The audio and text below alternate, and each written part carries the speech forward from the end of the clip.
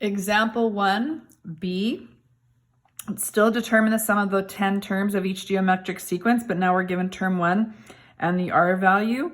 So if we take a look, it's still the sum of the first 10 terms, so we're also still finding n equals 10. So we're using the same formula as we did here.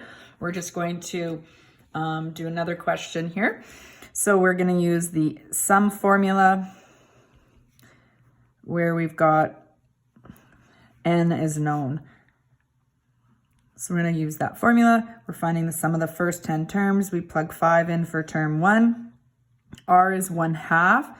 You need brackets around the 1/2 because it's the entire 1/2 to the exponent n. Oops, n is 10. I can put 10 in. I don't need to put that as n anymore. Then minus 1 divided by 1/2 minus 1. Now, sometimes we use a calculator and convert to decimals, but this is one that's going to be easy enough to do without that. So we're going to use our exact values still.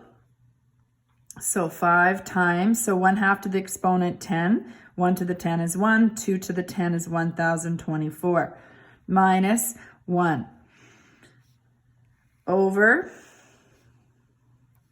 1/2 minus 1 is negative 1/2. Oh, I didn't close my brackets there. Now, I want to go back up here, and for me to subtract, I need a common denominator.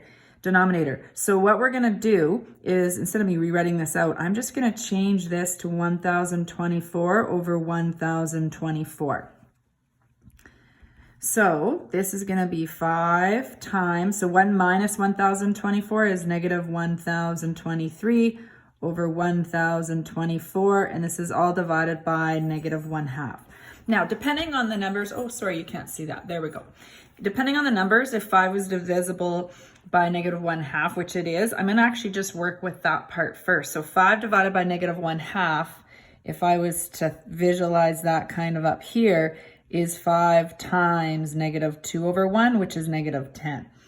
So when we simplify this, so this is really my scrap paper, I have sum of 10 is equal to negative 10. So 5 divided by negative 1/2 is negative 10 times negative 1023 over 1024. So you can reduce first, or multiplying by 10 is easy enough. 2 negatives will make this 10,230 over 1024. And now you can reduce, I can cut these in half. And we have this here. So this is if you're asked for the exact value. Your answer remains as a fraction because you're not rounding. There's no decimals, etc. If you wanted the approximate value, you would put in your calculator and just divide that. So your sum of 10 for an approximate value, you would put that on your calculator and it ends up being 9.9902. So depending on if you're asked for approximate or exact or both, if you're asked for both, find the exact value and then you can just do a quick conversion. You don't have to do the question twice.